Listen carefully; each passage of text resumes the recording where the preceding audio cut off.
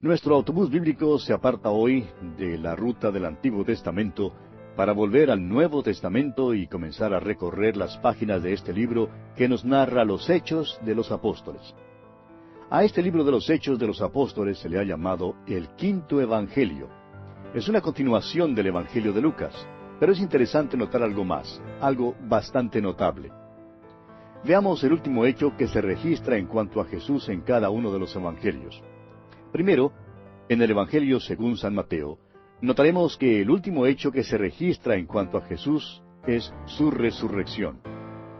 La resurrección también se registra en Hechos capítulo 1. En segundo lugar, vemos que en el Evangelio según San Marcos, el último hecho que se registra es la ascensión de Jesús, un hecho que también aparece en el capítulo 1 de los Hechos. Luego, el Evangelio de Lucas concluye con la promesa del Padre en cuanto a la venida del Espíritu Santo, y esa promesa se halla también en Hechos capítulo 1. Por último, vemos que el último hecho que se registra en el Evangelio según San Juan es la promesa de la segunda venida de nuestro Señor. Y amigo oyente, esa promesa también se encuentra en Hechos capítulo 1. Es que parece que los 4 evangelios han sido vertidos, por así decirlo, en un embudo, y todos caen en esta botella o jarro del primer capítulo del libro de los Hechos. La gran comisión misionera que es dada en los 4 evangelios también es confirmada en los Hechos. Este libro de los Hechos suple una escalera sobre la cual podemos colocar las epístolas que lo siguen en el Nuevo Testamento. El Nuevo Testamento, sin el libro de los Hechos, quedaría con un vacío muy grande.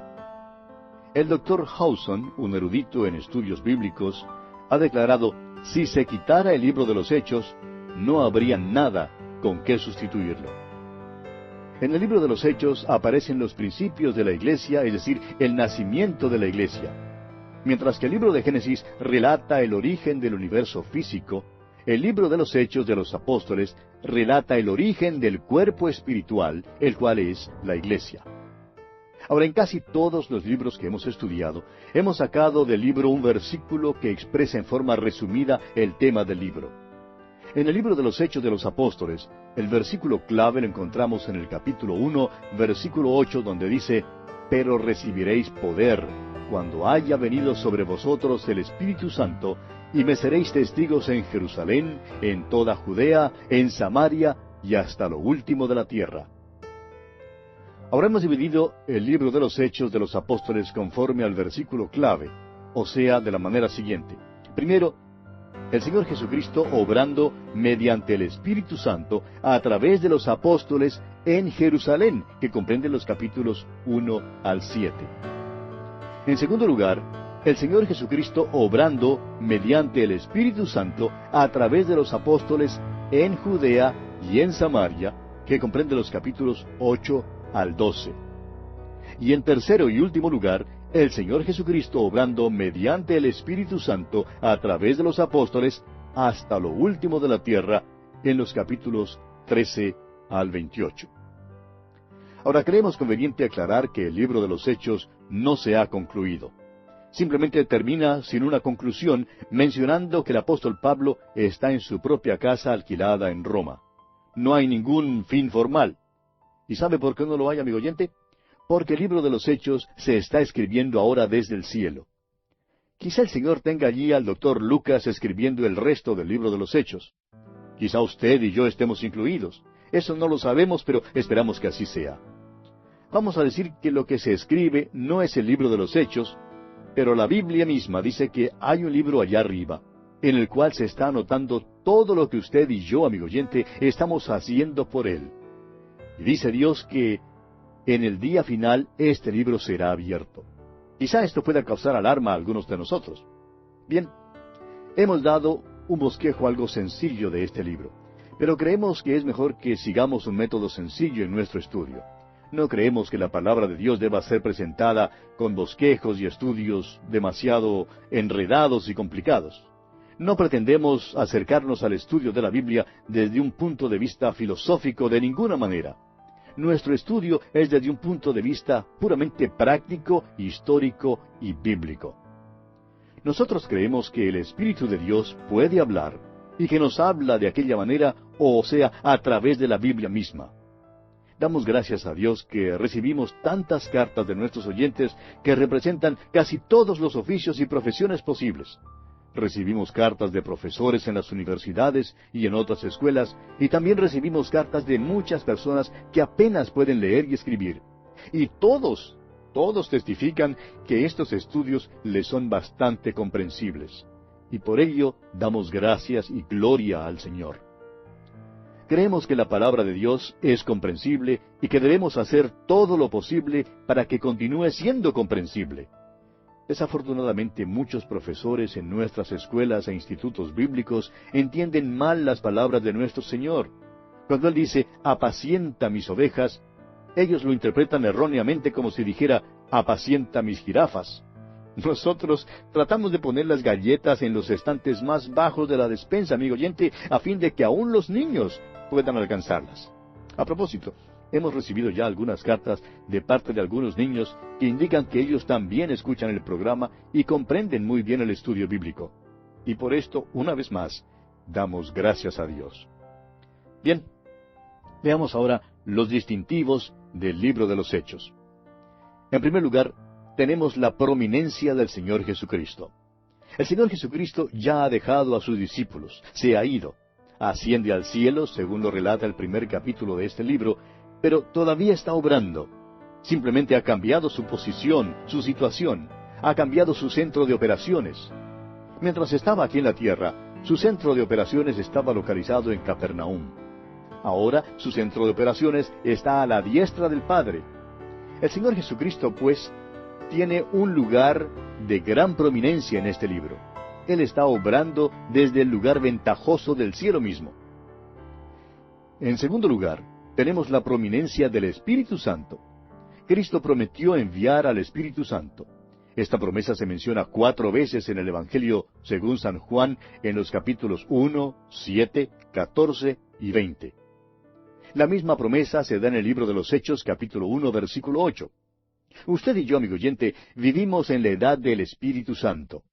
El gran hecho de esta edad es que el Espíritu Santo mora en los creyentes, es decir, en toda persona que ha aceptado personalmente como único y todo suficiente Salvador al Señor Jesucristo. Luego tenemos el poder de la Iglesia. La Iglesia tiene poder y claro que este poder es por medio de la operación del Espíritu de Dios. Aquel poder de la Iglesia primitiva no se manifiesta hoy en día en nuestras iglesias. Algunas personas dicen que por acá hay un avivamiento y que más allá hay otro avivamiento. Sin embargo, parece que no dura mucho porque después de un poco de tiempo se les acaba el avivamiento. ¿Por qué? No lo sabemos. Pero la verdad es que no hemos presenciado ningún otro avivamiento así como los que se registran en este libro de los Hechos. Luego, en cuarto lugar, tenemos la prominencia de la Iglesia visible e invisible. La Iglesia es una nueva institución y tiene sus comienzos aquí en el libro de los Hechos. En quinto lugar, tenemos la prominencia de lugares geográficos que son mencionados por nombre. Hace poco dimos un bosquejo. El libro principia en Jerusalén y termina en Roma. El célebre arqueólogo Sir William Ramsay ha verificado la exactitud de todos los lugares que son mencionados por el Dr. Lucas y los ha encontrado exactos. Tenemos en sexto lugar la prominencia dada a la gente. El Dr. Lucas menciona por nombre a unas 110 personas, además de sus referencias a multitudes o grupos. Creemos que al fin del primer siglo había en el mundo millones de creyentes. La Iglesia tuvo un crecimiento fenomenal durante esos primeros 200 o 300 años. Y tenemos que, en comparación a entonces, hoy en día su crecimiento se ha retardado. En séptimo lugar, tenemos la prominencia de la resurrección, el punto central de la predicación del Evangelio. La resurrección es el corazón mismo de la predicación del Evangelio.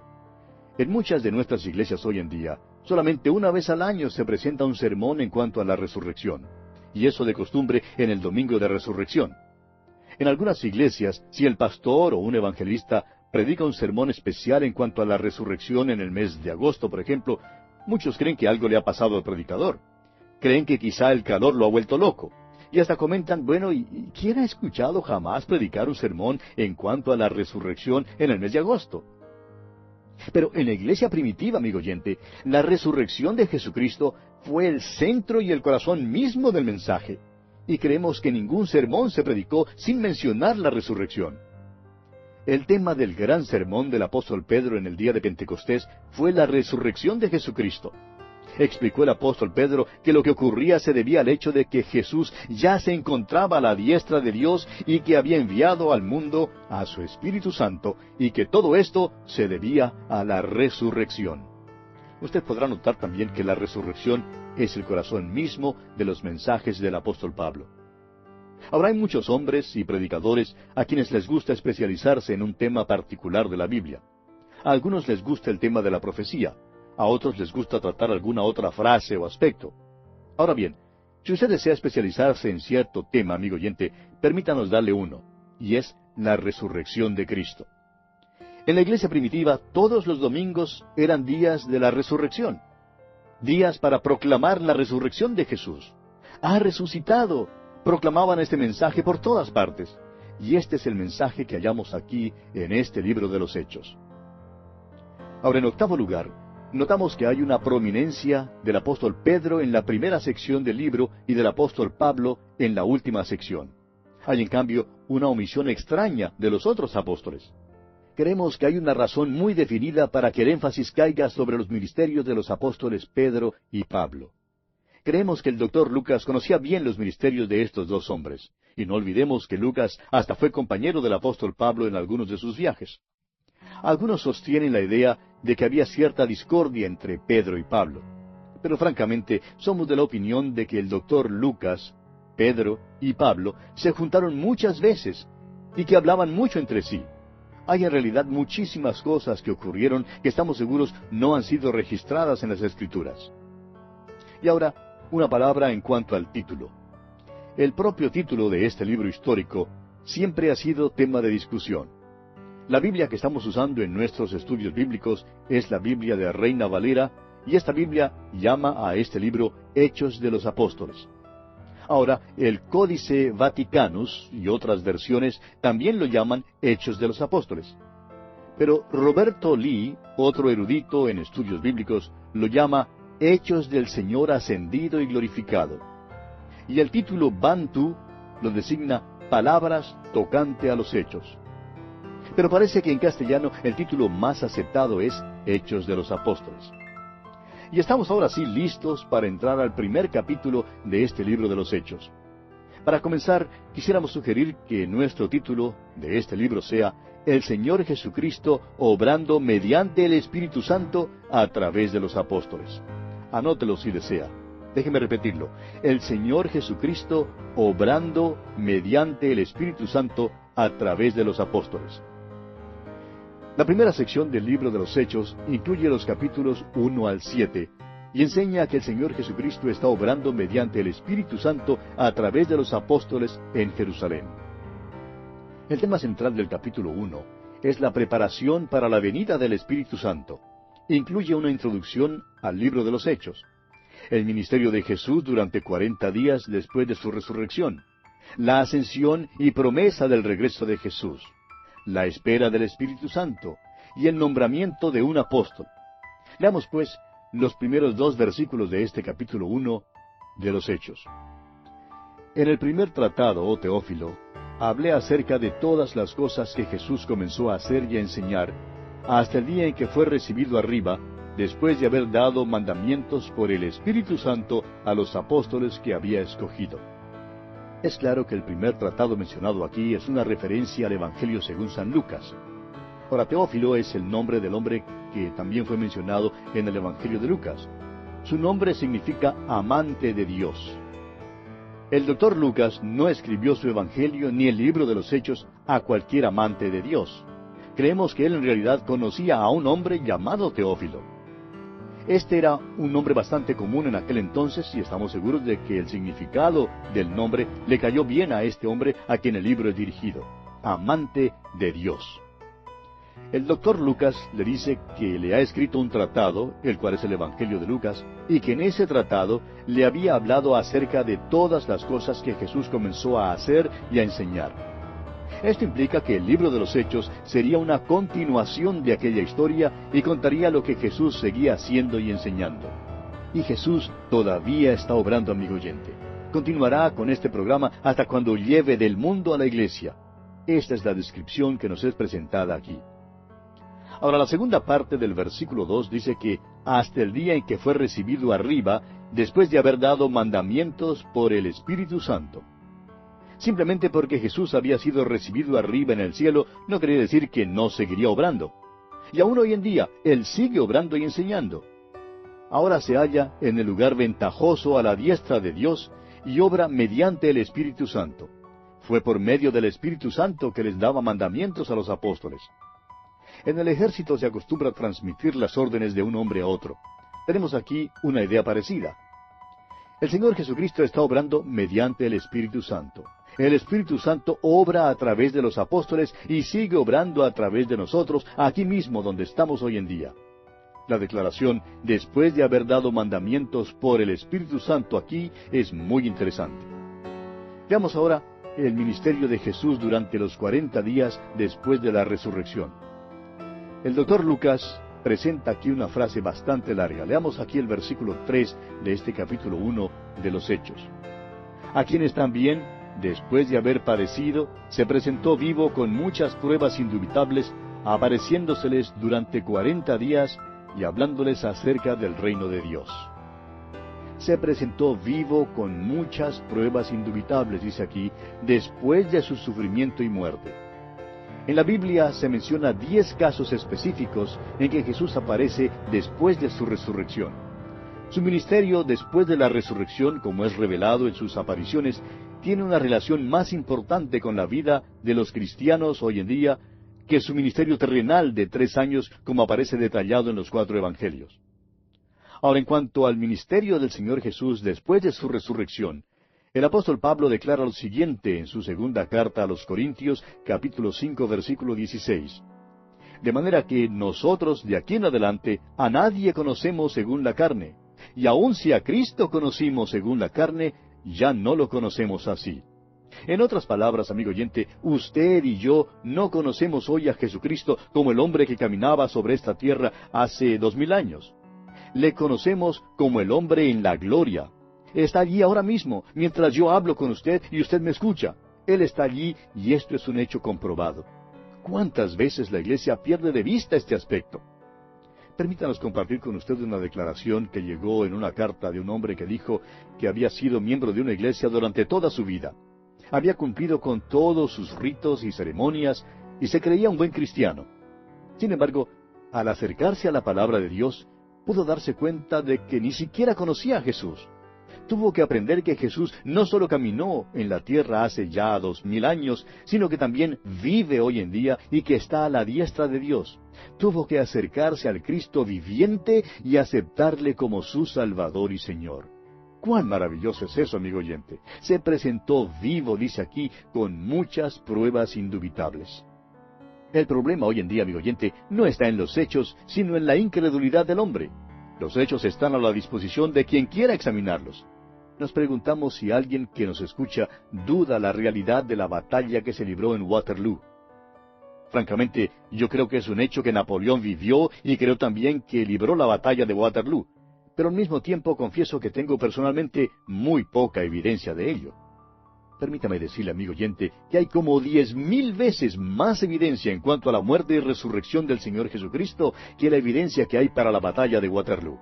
Y sin embargo, hay quienes hoy en día dicen que no creen que la resurrección de Cristo sea un hecho. ¿Dónde está pues el problema? El problema, amigo oyente, está en usted. El problema no está en la palabra de Dios. Jesús, dice aquí, se presentó vivo con muchas pruebas indubitables. Usted puede saber esto si es que en verdad quiere saberlo. El problema, amigo oyente, es que no quiere saberlo. El problema no está en la mente, sino en la voluntad. Como lo dice el refrán, no hay peor ciego que el que no quiere ver. Quisiéramos hacer aquí un corto comentario en cuanto a la resurrección. Hay un versículo que creemos ha sido torcido y retorcido hasta no comprenderse su sentido original. En el Evangelio, según San Juan capítulo 12, versículo 32, el Señor Jesucristo dijo, «Y yo, si fuere levantado de la tierra, a todos atraeré a mí mismo». Ahora, ¿cómo fue levantado? Fue levantado en su resurrección, amigo oyente. Fue levantado de los muertos. Ese es el mensaje. No importa cuánto hable usted en cuanto a Jesús, ni cuán amable diga usted que Él es. El mensaje es que Jesús ha sido levantado de los muertos, ha resucitado. El motivo por el cual más personas no son atraídas a Cristo es porque no se predica a un Cristo resucitado. El libro de los Hechos pone mucho énfasis en la resurrección de Jesucristo. Bien, amigo oyente, nuestro tiempo por hoy se ha agotado, así es que tenemos que detenernos aquí. Continuaremos, Dios mediante, en nuestro próximo programa con este estudio sobre el libro de los Hechos de los Apóstoles.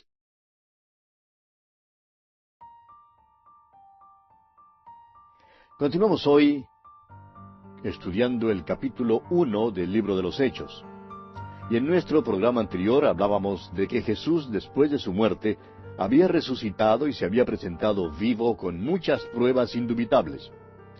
Y señalamos que el problema hoy en día no está en los hechos, sino en la incredulidad del hombre. Los hechos están a la disposición de quien quiera examinarlos. ¿Dónde está entonces el problema? El problema, amigo oyente, está en la persona, en el hombre. El problema no está en la palabra de Dios. Jesús se presentó vivo con muchas pruebas indubitables. Y usted, amigo oyente, puede saber esto si es que en verdad quiere saberlo. El problema con mucha gente hoy en día es que no quiere saberlo. El problema no está en la mente, sino en la voluntad. Como dice el refrán, no hay peor ciego que el que no quiere ver. Hicimos luego un corto comentario con respecto a la resurrección de Jesús y dijimos que hay un versículo que creemos ha sido torcido y retorcido hasta no comprenderse su sentido original. Allá en el capítulo 12 del Evangelio según San Juan, versículo 32, el Señor Jesucristo dijo, «Y yo, si fuere levantado de la tierra, a todos atraeré a mí mismo». Ahora, ¿cómo fue levantado? Fue levantado en su resurrección, amigo oyente. Fue levantado de los muertos. Ese es el mensaje. No importa cuánto hable usted en cuanto a Jesús, ni cuán amable diga usted que fue. El mensaje es que Él ha sido levantado de los muertos, ha resucitado. El motivo por el cual más personas no son atraídas a Cristo hoy en día es porque no se predica a un Cristo resucitado. El libro de los Hechos, pues, pone mucho énfasis en la resurrección de Jesucristo. Comencemos hoy leyendo el versículo 4 de este capítulo 1 de los Hechos. Y estando juntos, les mandó que no se fueran de Jerusalén, sino que esperasen la promesa del Padre, la cual, les dijo, oísteis de mí. Debían esperar la venida del Espíritu Santo. Hasta cuando aquel evento tuviese lugar, sus órdenes eran de esperar la promesa del Padre. Ahora el versículo 5 dice, porque Juan ciertamente bautizó con agua, mas vosotros seréis bautizados con el Espíritu Santo dentro de no muchos días. El Cristo resucitado se apareció a los apóstoles y les dio estas instrucciones. Les dijo que algo les pasaría. Serían bautizados con el Espíritu Santo dentro de no muchos días. Este bautismo del Espíritu Santo es la promesa del Padre, y Jesús ya les había hablado acerca de esto. Es importante notar que aquí no se está hablando acerca del bautismo con agua, el cual es un bautismo ceremonial. Este es el bautismo del Espíritu Santo. El bautismo del Espíritu Santo es un verdadero bautismo. Es este bautismo del Espíritu Santo lo que coloca al creyente dentro del cuerpo de los creyentes, o sea, en la iglesia, la verdadera iglesia, que es el cuerpo de Cristo. Cuando lleguemos al segundo capítulo que habla del día de Pentecostés, veremos que fueron llenos del Espíritu Santo. Eso era necesario para que pudieran servir. El hecho de que fueron llenos del Espíritu Santo para servicio indica que los otros ministerios del Espíritu Santo también habían sido realizados. Pero en nuestro estudio del capítulo 2 entraremos en más detalles sobre esto. Leamos ahora el versículo 6 de este capítulo 1 de Hechos. Entonces los que se habían reunido le preguntaron diciendo, Señor, ¿restaurarás el reino a Israel en este tiempo? Usted tal vez ha notado que algunos de los comentaristas reprochan a los apóstoles por haber hecho esta pregunta. Creen que los apóstoles se equivocaron al hacerla. Pero creemos que la respuesta que el Señor les da indica que no se equivocaron en lo absoluto. Su pregunta fue legítima y natural, y nuestro Señor la contestó como tal. Él no les reprochó. Los apóstoles conocían bien el Antiguo Testamento. Habían esperado la venida del Mesías. Comprendían que el Mesías sería el que establecería el reino sobre esta tierra. Esa era su esperanza, y esta a propósito es todavía la única esperanza para esta tierra. Dios no ha acabado su trato con esta tierra. Dios no intenta barrer la tierra debajo de alguna alfombra, aunque es lo suficientemente pequeña como para ser borrada debajo de su alfombra. Pero no es su propósito hacer eso. Dios tiene un propósito eterno para la tierra. Y fue precisamente en cuanto a este reino de Dios de lo que hablaron. Este reino de Dios incluye el restablecimiento de la casa de David. Estas fueron las cosas de las cuales habló Jesús después de su resurrección. Vimos en el versículo 3 que habló acerca del reino de Dios. Él es quien les habló acerca de esto. Veamos ahora la respuesta que Jesús les da a sus discípulos aquí en el versículo 7. Y les dijo, no os toca a vosotros saber los tiempos o las sazones que el Padre puso en su sola potestad. Les dejó saber que en este tiempo en particular, el reino no sería establecido. Ahora, tomaría de los gentiles pueblo para su nombre, es decir, la iglesia. En el capítulo 15 de este libro de los Hechos, cuando los apóstoles se reunieron para el primer concilio en Jerusalén, Jacobo les hizo notar esto. Dice allá en el capítulo 15, versículos 14 al 18, Simón ha contado cómo Dios visitó por primera vez a los gentiles para tomar de ellos pueblo para su nombre. Y con esto concuerdan las palabras de los profetas, como está escrito, después de esto volveré y reedificaré el tabernáculo de David que está caído, y repararé sus ruinas, y lo volveré a levantar, para que el resto de los hombres busque al Señor, y todos los gentiles, sobre los cuales es invocado mi nombre, dice el Señor, que hace conocer todo esto desde tiempos antiguos. Esto es lo que Dios está haciendo hoy en día, amigo oyente. Está visitando a los gentiles para tomar de ellos pueblo para su nombre. Dios está tomando del mundo a los creyentes en Cristo para formar este pueblo para su nombre. Cuando confían en Cristo, son entonces bautizados en el cuerpo de creyentes, el cual es la iglesia. Por tanto, cuando los apóstoles le preguntaron a Jesús si restauraría el reino en este tiempo, su respuesta fue que este no era el tema para discusión en aquel tiempo, ni tampoco es el tema para discusión hoy. Muchos preguntan hoy, ¿no cree usted que Cristo venga pronto? Bueno, amigo oyente, permítanos decirle algo que es confidencial entre usted y nosotros. Yo sí creo que viene pronto. Lo creo privadamente, pero no tengo ningún derecho ni autoridad de decirle a usted que viene pronto, porque eso no lo sé. Es que ni a usted ni a mí, amigo oyente, nos corresponde saber los tiempos o las sazones. Eso no es lo importante. Ahora le aseguro que creo en la profecía. Sin embargo, creo que nos es posible poner demasiado énfasis en la profecía. Y no creo que uno se edifique en la fe si pasa todo su tiempo estudiando profecía.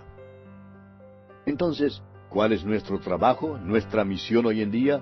Note usted una vez más que nuestro Señor no reprendió a sus discípulos. En lugar de eso, les enseñó que pensaba en otra cosa. Él les dijo, no os toca a vosotros saber los tiempos o las sazones que el Padre puso en su sola potestad. Pero escuche, aquí está su comisión en el versículo 8. Pero recibiréis poder cuando haya venido sobre vosotros el Espíritu Santo, y me seréis testigos en Jerusalén, en toda Judea, en Samaria, y hasta lo último de la tierra. Esta es la comisión que todavía está en vigor en el día de hoy. Esta comisión no es dada a una sola institución corporativa, o sea, la iglesia como un cuerpo. No es una comisión corporativa, sino más bien una comisión muy personal que es dada a cada creyente individualmente. Esta comisión fue dada a estos hombres aún antes de que el Espíritu Santo hubiera venido y formado la iglesia. Este es un mandamiento personal que es para usted y para mí, amigo oyente. Es nuestra misión, es nuestro trabajo promulgar la palabra de Dios en el mundo. No podemos decir que esta sea una comisión para la iglesia y luego sentarnos sin hacer nada. No podemos decir que le toca a la iglesia enviar a los misioneros y así proclamar el Evangelio por medio de ellos. Lo importante, amigo oyente, es lo que usted está haciendo individualmente para proclamar la palabra de Dios. ¿Ha ido usted hasta lo último de la tierra como testigo del Evangelio? ¿Sostiene usted a un misionero que ha ido? ¿Sostiene usted un programa radial que declara la palabra de Dios? ¿Se ha comprometido usted personalmente? Eso es lo importante. Hoy en día hay muchos que quieren hablar acerca de los tiempos y las sazones de la venida del Señor Jesucristo, pero no quieren comprometerse en promulgar la palabra de Dios. Pero ese es el mandamiento a estos hombres. Y ese es el mismo mandamiento que se nos da a usted y a mí, amigo oyente. Opinamos que si el Señor Jesucristo se apareciera de repente en donde quiera que estemos ahora mismo, no hablaría en cuanto a la hora de su venida, sino en cuanto a la proclamación de su palabra. Él quiere que las almas se salven. Esta es nuestra comisión. Para poder publicar el Evangelio necesitamos poder. Esa fue su promesa. Recibiréis poder, y necesitamos de la guía del Señor. Quiero decir lo siguiente para la honra y la gloria de mi Dios. Y es que nunca antes he sentido la mano guiadora del Señor en forma tan clara como la he sentido en este ministerio radial. Amigo oyente, es nuestro deber hoy en día proclamar la palabra de Dios. No hay ningún poder en nosotros, ni ningún poder en la iglesia. En cambio, el Espíritu Santo tiene poder. Es el Espíritu Santo el que obra por medio de un individuo, o por medio de alguna iglesia, o por medio de un programa radial. El asunto es que si le permitimos obrar por nosotros, Él obrará por medio nuestro. Dice aquí, pero recibiréis poder cuando haya venido sobre vosotros el Espíritu Santo, aquí en el versículo 8, y continúa diciendo, y me seréis testigos. Es decir, nuestro testimonio, amigo oyente, es en cuanto a Cristo. Él es el centro de atracción. Luego dice, en Jerusalén, es decir, en nuestro pueblo natal. Debe haber un testimonio para Cristo. Toda Judea se refiere a la vecindad, a nuestra comunidad. Samaria está donde viven aquellos con quienes no nos asociamos. Es posible que no nos juntemos con ellos socialmente, pero tenemos la responsabilidad de llevarles el Evangelio. Y vamos a pausar aquí por un momento. No nos es posible asociarnos con todo el mundo. Podemos escoger a nuestros amigos. Todo el mundo actúa así. Y también hay quienes no quisieran asociarse con nosotros. Hay muchos que no quieren que yo me junte con ellos porque, bueno, les estorbaría. Pero permítanos decirle, amigo oyente, que tenemos un privilegio y una responsabilidad de llevar la palabra de Dios a aquellos con quienes no nos asociamos en nuestra vida diaria. Por último, este testimonio para Cristo debe ir hasta lo último de la tierra. Nunca debemos perder de vista el hecho de que esta es la intención del Señor. Nos ha dicho que si le amamos, guardemos sus mandamientos. Este mandamiento es personal. No podemos deshacernos de esta carga diciendo que la iglesia lo está cumpliendo y que por tanto no tenemos que comprometernos. Amigo oyente, ¿se ha comprometido usted? ¿Tiene usted un testimonio para Cristo? Pasemos ahora a considerar la ascensión y la promesa del regreso de Jesús. Leamos el versículo 9 de este capítulo 1 de los Hechos. Y habiendo dicho estas cosas, viéndolo ellos, fue alzado y le recibió una nube que le ocultó de sus ojos. La ascensión del Señor Jesucristo es un milagro importante y significativo en el ministerio del Señor. Esto es especialmente cierto en esta era espacial, cuando tenemos los ojos vueltos hacia los aires y hablamos de viajes en el espacio y todo eso. En realidad, esto no es nada nuevo. El Señor Jesús despegó. No necesitaba ninguna plataforma de lanzamiento ni ningún traje astronáutico. No subió en ningún proyectil. Las Escrituras dicen que solo hubo una nube para recibirle. ¿Qué clase de nube sería? ¿Sería una nube común de vapor de agua? De ninguna manera, amigo oyente. Esta fue la misma nube de gloria, la gloria Shekinah que llenó el tabernáculo. En su oración sumo sacerdotal, él había orado allá en el capítulo 17 del Evangelio según San Juan, versículo 5, diciendo, Ahora pues, Padre, glorifícame tú al lado tuyo, con aquella gloria que tuve contigo antes que el mundo fuese. Cuando Cristo nació en el mundo, fue envuelto en pañales. Cuando salió de la tierra, fue envuelto en nubes de gloria. Esto era de lo que hablaba. Mientras los apóstoles observaban todo esto, dos ángeles como varones se les aparecen y les dan un mensaje importante. Leamos los versículos 10 y 11 de este capítulo 1 de los Hechos. Y estando ellos con los ojos puestos en el cielo, entre tanto que él se iba, he aquí se pusieron junto a ellos dos varones con vestiduras blancas, los cuales también les dijeron: Varones Galileos, ¿por qué estáis mirando al cielo? Este mismo Jesús, que ha sido tomado de vosotros al cielo, así vendrá como le habéis visto ir al cielo. Fue Jesús glorificado quien subió al cielo. Este mismo Jesús, el Jesús glorificado, vendrá así como se fue y al mismo lugar. El profeta Zacarías, en el capítulo 14 de su profecía, versículo 4, nos dice lo siguiente: Y se afirmarán sus pies en aquel día sobre el monte de los olivos, que está enfrente de Jerusalén al oriente. Y el monte de los olivos se partirá por en medio hacia el oriente y hacia el occidente, haciendo un valle muy grande. Y la mitad del monte se apartará hacia el norte, y la otra mitad hacia el sur. Volviendo ahora al capítulo 1 de los Hechos, veamos el versículo 12. Entonces volvieron a Jerusalén desde el monte que se llama del Olivar, el cual está cerca de Jerusalén, camino de un día de reposo. Creemos que todos los discípulos se quedaron muy cerca al templo durante los días de fiesta, cuando llegaron a Jerusalén para adorar. El monte de los olivos probablemente estaba cubierto de varios centenares de miles que estarían allí acampados en el tiempo de las fiestas. ¿Por qué? Porque según la ley mosaica tenían que quedarse dentro de un día de reposo de camino del templo. Continuemos con los versículos 13 y 14 de este capítulo 1 de los Hechos. Y entrados, subieron al aposento alto, donde moraban Pedro y Jacobo, Juan, Andrés, Felipe, Tomás, Bartolomé, Mateo, Jacobo, hijo de Alfeo, Simón el celote, y Judas, hermano de Jacobo. Todos estos perseveraban unánimes en oración y ruego, con las mujeres y con María, la madre de Jesús, y con sus hermanos. Nos alegramos que María, la madre de Jesús, estuviera allí. Ella ahora está libre de cualquier duda que hubiera existido con relación al nacimiento virginal de Jesús. Ahora, la actitud de los apóstoles y de los creyentes es una actitud de unidad, de oración y de espera.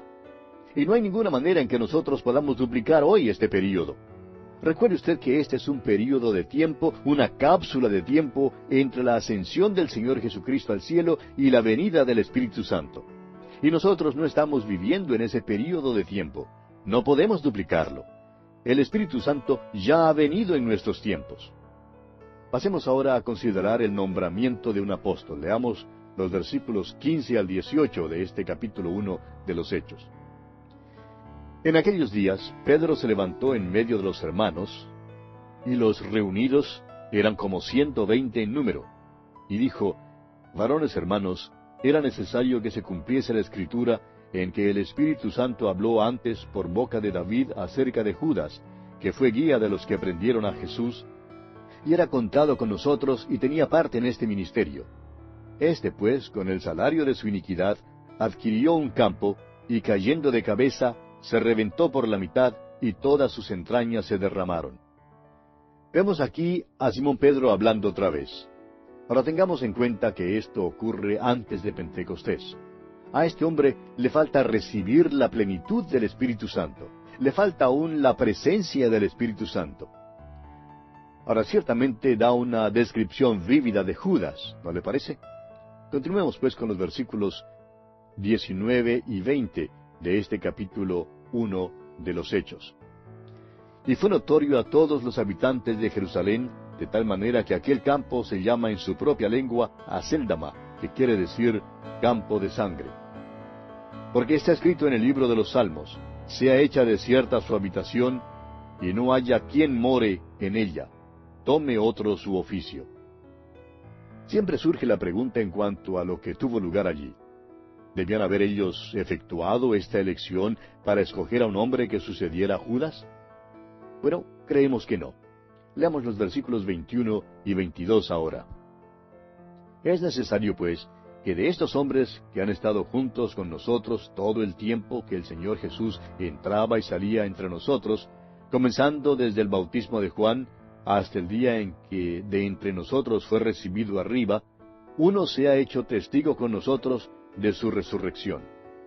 Creemos que la elección de un sucesor para Judas Iscariote fue más bien gestionada por Pedro sin la presencia y la guía del Espíritu Santo. Recuerde que el Espíritu Santo todavía no había venido. Matías evidentemente era un buen hombre. Eso es indiscutible. Satisfizo todos los requisitos de un apóstol, y debe haber visto al Cristo resucitado. Continuemos con los versículos 23 al 26 de este capítulo 1 de los Hechos.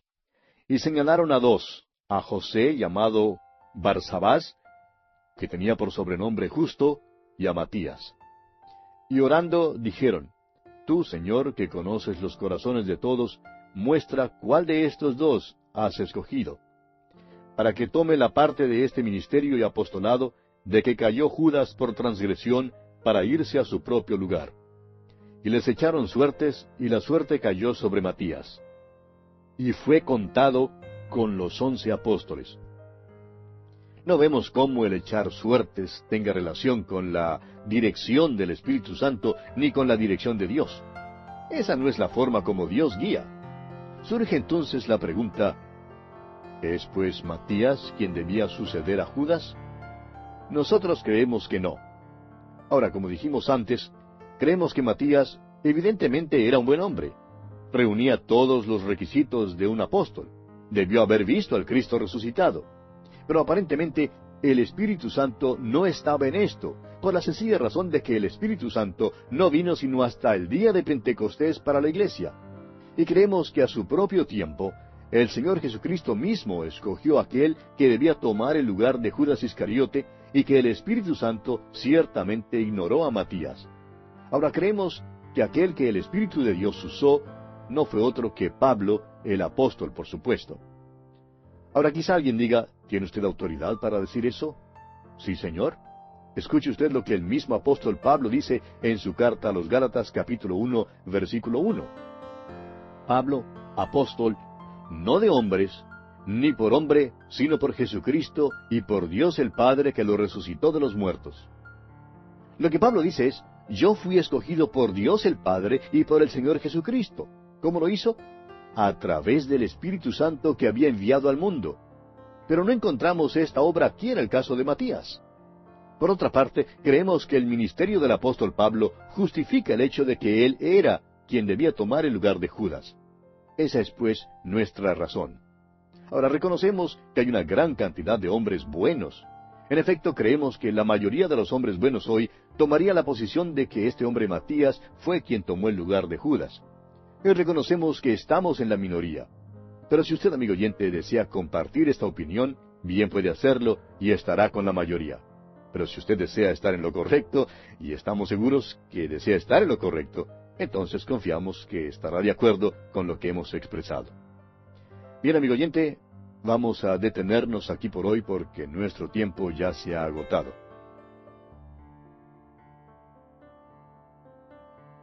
Continuamos hoy nuestro estudio en el libro de los Hechos de los Apóstoles, y llegamos al capítulo 2. Pero antes de entrar en el estudio de este capítulo 2, quisiera mencionar una vez más cómo es que el capítulo 1 de los Hechos trae a un punto de enfoque común a los 4 evangelios. El Evangelio según San Mateo concluye con la resurrección. El Evangelio según San Marcos concluye con la ascensión. El Evangelio según San Lucas concluye con la promesa del Espíritu Santo. Y el Evangelio según San Juan termina con la promesa de la segunda venida. Y el capítulo 1 de los Hechos los junta a todos 4 y menciona cada uno de ellos. Los 4 evangelios desembocan, por decirlo así, en el libro de los Hechos de los Apóstoles. Y este libro de los Hechos constituye un puente entre los evangelios y las epístolas. Bien, y ahora sí vamos a entrar en nuestro estudio del capítulo 2. Este capítulo 2 podemos dividirlo en 2 partes principales. Los versículos 1 hasta el 13 contienen la venida del Espíritu Santo. Y entonces, el primer sermón dado por el apóstol Pedro en la edad de la iglesia se registra en los versículos 14 al 47. Leamos pues el primer versículo de este capítulo 2 de los Hechos. Cuando llegó el día de Pentecostés, estaban todos unánimes juntos. Ahora las palabras, cuando llegó el día, pueden ser traducidas también como cuando se cumplió el día. Cuando el día de Pentecostés se cumplió, estaban todos unánimes juntos. El día de Pentecostés debía celebrarse 50 días después de la fiesta de las primicias. Usted recordará que en nuestro estudio del libro de Levítico aprendimos que la fiesta de las primicias hablaba de la resurrección de Jesucristo. Y el apóstol Pablo, en su primera carta a los Corintios, capítulo 15, versículo 23, dice, Cristo, las primicias, luego los que son de Cristo en su venida. La Pascua, en cambio, habla de la muerte de Jesucristo. El apóstol Pablo, una vez más, en su primera carta a los Corintios, capítulo 5, versículo 7, dice, porque nuestra Pascua, que es Cristo, ya fue sacrificada por nosotros. La Pascua se ha cumplido en la muerte de Cristo. La fiesta de las primicias se ha cumplido en la resurrección de Cristo. Todo esto entonces nos da la impresión de que la fiesta de Pentecostés aquí representa algo, es decir, que es el cumplimiento de algo, y lo es. Es el día en que nació la iglesia, el día cuando la iglesia llegó a existir. La expresión cuando llegó el día de Pentecostés, o cuando se cumplió, significa que este era el cumplimiento del designio y propósito para el cual fue dado originalmente. En Pentecostés debía haber una ofrenda de nuevo grano al Señor, y ésta debía ser ofrecida en 2 panes de flor de harina cocidos con levadura, como lo vimos en el capítulo 23 de Levítico.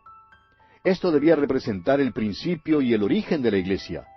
Esta fiesta hablaba de la venida del Espíritu Santo para un ministerio muy particular, para tomar del mundo el cuerpo de Cristo, la iglesia. 5 minutos antes del día de Pentecostés no había la iglesia. 5 minutos después que el Espíritu Santo vino en el día de Pentecostés, ya existía la iglesia.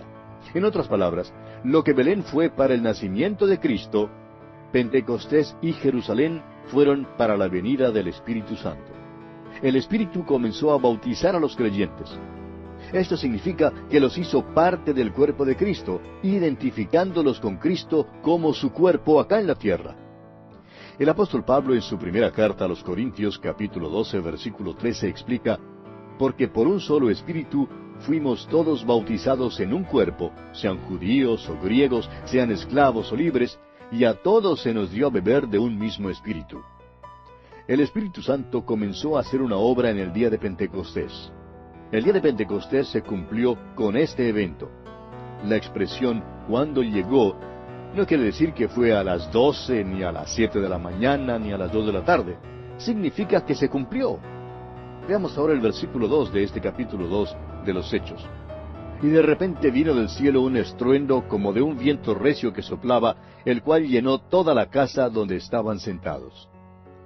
Permítanos ahora dirigir su atención hacia algo que consideramos muy importante. Cuando el Espíritu Santo vino, no fue en forma visible. Sin embargo, dio a conocer su presencia de 2 maneras. Hizo llamamiento a 2 de las vías mediante las cuales el género humano recibe su conocimiento. Adquirimos la mayor parte de nuestro conocimiento por la vía del oído y por la vía del ojo. Oímos y vemos. Pues bien, el Espíritu Santo hizo uso de ambas vías. Dice, vino del cielo un estruendo como de un viento. Este ruido llenó toda la casa donde estaban sentados. Lo percibieron por la vía del oído. Y quisiéramos hablar más en cuanto a esto porque muchos lo han pasado por alto. No fue ningún viento. Fue un estruendo como de un viento. O sea que se parecía a un viento. Tenía el ruido de un huracán o de un tornado. No fue como el ruido de la brisa que sopla suavemente por la copa de los árboles. Fue un ruido como de un tornado, y creemos que toda la ciudad de Jerusalén lo pudo escuchar. Una señorita que pasó por la experiencia de un tornado que no destruyó su casa, pero la destrucción llegó cerca, hasta solo 2 cuadras de su casa, le escribía a una amiga y le contaba lo siguiente. Lo primero que notamos fue un ruido como de 1000 trenes de carga llegando al pueblo. Amigo oyente, ese fue un viento recio que sopló en realidad. Y ese fue su ruido. Y fue esa misma clase de ruido que oyeron en el día de Pentecostés. Veamos ahora el versículo 3 de este capítulo 2 de los Hechos. Y se les aparecieron lenguas repartidas como de fuego, asentándose sobre cada uno de ellos. Una vez más, permítanos dirigir su atención hacia algo importante. Note usted que las lenguas eran como de fuego. no eran fuego, sino que eran como de fuego. Quizás una mejor traducción para este versículo sería: se les aparecieron unas lenguas como de fuego que dividiéndose se posaron sobre cada uno de ellos. Esto llamó la atención por medio de la vía del ojo. Por tanto, en aquel día de Pentecostés, cuando el Espíritu Santo vino a la iglesia, bautizándolos al cuerpo de Cristo, hubo un llamamiento al oído y al ojo. Esto no debe ser confundido con el bautismo de fuego. El bautismo de fuego es el juicio que todavía ha de venir.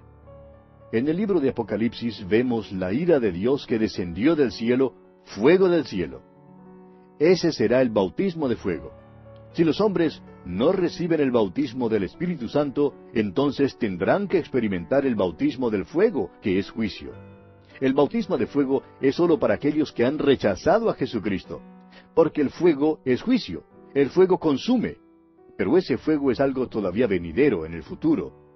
El Espíritu Santo vino no en fuego, sino como de fuego, a fin de que los hombres pudieran ver. Continuemos ahora con el versículo 4 de este capítulo 2 de los Hechos. Y fueron todos llenos del Espíritu Santo, y comenzaron a hablar en otras lenguas, según el Espíritu les daba que hablasen. Este versículo dice que ellos fueron llenos del Espíritu Santo. Ahora alguien dudará el hecho de que hemos estado diciendo que fueron bautizados con el Espíritu Santo. ¿Fueron de veras bautizados? Creemos que sí. El Señor Jesús les dijo que así lo serían. Dice allá en el capítulo 1 de este mismo libro de los Hechos, versículo 4 y 5, y estando juntos, les mandó que no se fueran de Jerusalén, sino que esperasen la promesa del Padre, la cual les dijo: oísteis de mí. Porque Juan ciertamente bautizó con agua, mas vosotros seréis, ¿qué? Bautizados con el Espíritu Santo dentro de no muchos días. El mismo hecho de que fueron llenos del Espíritu Santo indica que todos los otros ministerios del Espíritu Santo a los creyentes habían sido realizados. En primer lugar, debe haber una regeneración. Un hombre tiene que nacer de nuevo. Ahí en el Evangelio según San Juan, capítulo 3, versículo 5, Jesús respondió: de cierto te digo que el que no naciere de agua y del Espíritu, no puede entrar en el reino de Dios. En el momento del renacimiento, el Espíritu de Dios viene a morar en el creyente. Dice el apóstol Pablo en su carta a los Romanos, capítulo 8, versículo 9, mas vosotros no vivís según la carne, sino según el Espíritu, si es que el Espíritu de Dios mora en vosotros. Y si alguno no tiene el Espíritu de Cristo, no es de él. La morada del Espíritu de Dios sella al creyente en una relación eterna con Dios. El apóstol Pablo, una vez más en su carta a los Efesios, capítulo 1, versículos 13 y 14, dice: en él también vosotros, habiendo oído la palabra de verdad, el evangelio de vuestra salvación, y habiendo creído en él, fuisteis sellados con el Espíritu Santo de la promesa, que es las arras de nuestra herencia, hasta la redención de la posesión adquirida, para alabanza de su gloria. Y una vez más, en el capítulo 4 de la misma carta a los Efesios, versículo 30, dice: y no contristéis al Espíritu Santo de Dios, con el cual fuisteis sellados para el día de la redención. Ahora es posible contristar al Espíritu Santo de Dios, pero no es posible contristarlo hasta el punto de que salga de uno. El Espíritu de Dios sella al creyente para el día de la redención. Nunca se nos manda a pedir el sello del Espíritu Santo. Eso es algo que Dios hace habiendo creído nosotros en Él. La fe en Jesucristo nos da el sello del Espíritu Santo para el día de la redención. El bautismo del Espíritu Santo fue predicho por Juan el Bautista en el capítulo 3 del Evangelio según San Lucas, versículo 16, y fue repetido por el Señor Jesús, como vimos allá en el capítulo 1 de los Hechos, versículo 5. Porque Juan ciertamente bautizó con agua, mas vosotros seréis bautizados con el Espíritu Santo dentro de no muchos días. Este bautismo tuvo lugar en el día de Pentecostés. Puso a los creyentes en el cuerpo de Cristo. Señaló el principio de la iglesia. Desde ese día en adelante, todo creyente en el Señor Jesucristo es puesto en el cuerpo de Cristo por el bautismo del Espíritu Santo. como dice el apóstol Pablo en su primera carta a los Corintios, capítulo 12, versículo 13, porque por un solo Espíritu fuimos todos bautizados en un cuerpo, sean judíos o griegos, sean esclavos o libres, y a todos se nos dio a beber de un mismo Espíritu. Ahora, la plenitud del Espíritu Santo también tuvo lugar en el día de Pentecostés. Note usted que dice aquí en el versículo 4, y fueron todos llenos del Espíritu Santo. Esta plenitud del Espíritu Santo fue para servicio. La experiencia del día de Pentecostés resultó de la plenitud del Espíritu Santo. Y hoy ocurre lo mismo. La plenitud del Espíritu Santo es para servicio. Esta es la única obra del Espíritu Santo que debemos pedir. Se nos manda a ser llenos del Espíritu Santo, como dice el apóstol Pablo en Efesios 5:18. No os embriaguéis con vino, en lo cual hay disolución, antes bien, sed llenos del Espíritu. Note usted que antes de Pentecostés los creyentes clamaban por esta plenitud del Espíritu. En el capítulo 1 de los Hechos, versículo 14 leímos, todos estos perseveraban unánimes en oración y ruego. Ahora, ¿de qué trataría su ruego? Pues de la promesa del Señor Jesús que les enviaría el Espíritu Santo. El bautismo del Espíritu Santo no es un mandamiento que nos es dado, no es una experiencia, es un hecho de Dios por medio del cual el Espíritu Santo viene a morar, a residir en el creyente en Jesucristo, sellándolo para el día de la redención y poniéndolo en el cuerpo de Cristo mediante su bautismo. Ahora, la plenitud del Espíritu de Dios le capacita para servicio. Se nos manda, pues, a ser llenos del Espíritu Santo. Después de que fueron llenos del Espíritu Santo, dice el versículo 4 de este capítulo 2 de los Hechos, que comenzaron a hablar en otras lenguas, según el Espíritu les daba que hablasen. Ahora, estas otras lenguas no eran lenguas desconocidas. Había muchas lenguas habladas por los judíos en todas partes del Imperio Romano. Estos adoradores habían venido de las diferentes partes del Imperio Romano para la fiesta de Pentecostés. Recuerde que a todos los varones judíos se les requería ir a Jerusalén para la celebración de 3 de las fiestas. Estaban pues en Jerusalén por eso, y muchos de estos no podían hablar hebreo. Ahora, esto no es extraño. Hay muchos judíos en nuestros países hoy en día que tampoco pueden hablar hebreo. Por muchos años fue un idioma casi sin uso. Ahora, hoy en Israel, el hebreo se habla nuevamente. Ahora escuche bien lo que vamos a decir, amigo oyente. El día de Pentecostés no puede ser duplicado. Fue un punto preciso en la historia. No podemos duplicarlo de ninguna manera, como tampoco podemos duplicar en el tiempo de la Navidad el nacimiento de Cristo. Ahora, supóngase usted que los magos hubieran regresado una vez más a Jerusalén el próximo año y que hubieran dicho, bueno, buscamos al rey de los judíos que ha nacido en Belén. Herodes entonces les diría, ¿y no estuvieron aquí el año pasado? Sí, estuvimos aquí, le contestarían ellos. Pues, ¿no lo encontraron? Sí, lo encontramos. Y Herodes les diría entonces, bueno, si nació en Belén el año pasado, de seguro que no nació allí este año. Ah, sí, pero nos gozamos tanto aquí el año pasado y tuvimos una experiencia tan maravillosa que pensamos regresar para repetirla. ¿No cree usted, amigo oyente, que Herodes les hubiera respondido, miren señores, no pueden duplicar ustedes eso, él nació en Belén una sola vez? Pues bien, tampoco se puede duplicar el Pentecostés. El Espíritu Santo vino en el día de Pentecostés. No es necesario pedirle que venga de nuevo. Ya está aquí. El Espíritu Santo de Dios está en el mundo hoy en día. Y Jesús nos dijo lo que haría después que viniera su Espíritu.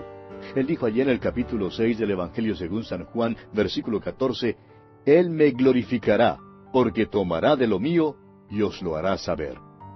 Cuando usted oiga hablar a alguien acerca de las cosas de Cristo, glorificando a Cristo, entonces usted sabrá que el Espíritu Santo de Dios está obrando.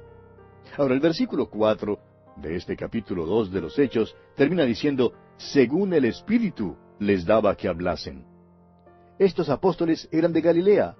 No podían hablar todos los otros idiomas que más adelante son mencionados en este pasaje. Pero ahora los están hablando. El Espíritu les daba que hablasen. Ahora leamos el versículo 5 de este capítulo 2 de Hechos.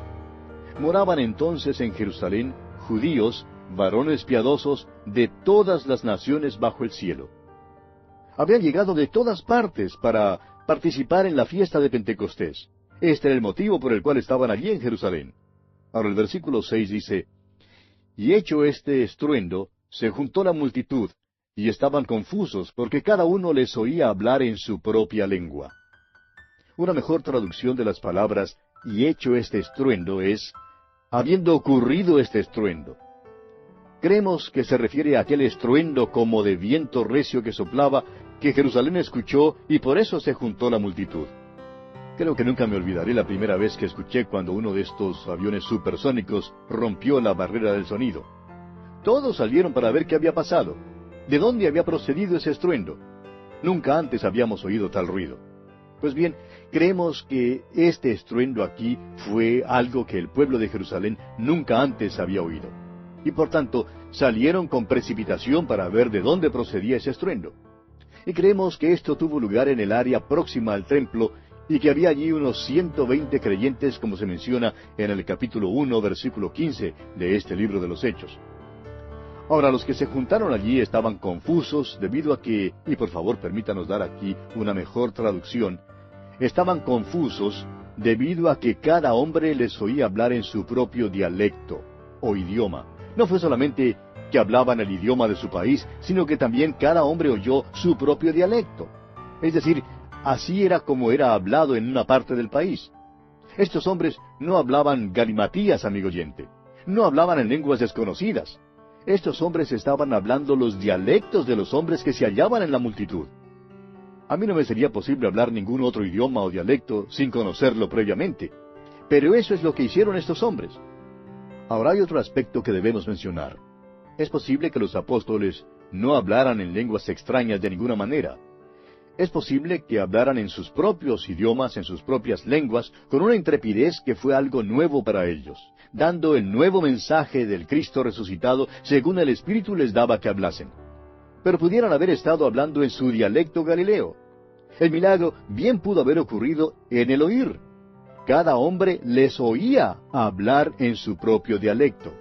Ahora, el milagro que destruyó la barrera del idioma estaba en el hablar o en el oír. En realidad no importa en cuál estaba. El caso es que se trata de un milagro. A los apóstoles, amigo oyente, les fue posible hablar y a las multitudes les fue posible oír. Cada hombre en su propio dialecto. Leamos ahora los versículos 7 al 11 de este capítulo 2 de Hechos. Y estaban atónitos y maravillados diciendo, mirad, ¿no son galileos todos estos que hablan? ¿Cómo pues les oímos nosotros hablar cada uno en nuestra lengua en la que hemos nacido? Partos, medos, elamitas, y los que habitamos en Mesopotamia, en Judea, en Capadocia, en el Ponto y en Asia, en Frigia y en Panfilia, en Egipto y en las regiones de África más allá de Cirene, y romanos aquí residentes, tanto judíos como prosélitos, cretenses y árabes, les oímos hablar en nuestras lenguas las maravillas de Dios. Aquí había gente de 3 continentes. Ciertamente hablaban diversos idiomas y dialectos.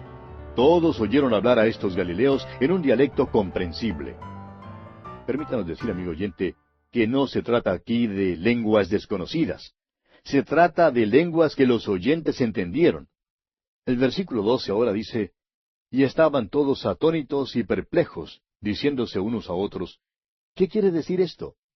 Es decir, no comprendían lo que estaba ocurriendo. Y ahora el versículo 13 continúa, mas otros, burlándose, decían, están llenos de mosto. Es decir, que creían que estos hombres estaban ebrios, estaban borrachos. Y amigo oyente, aquí vamos a tener que detenernos porque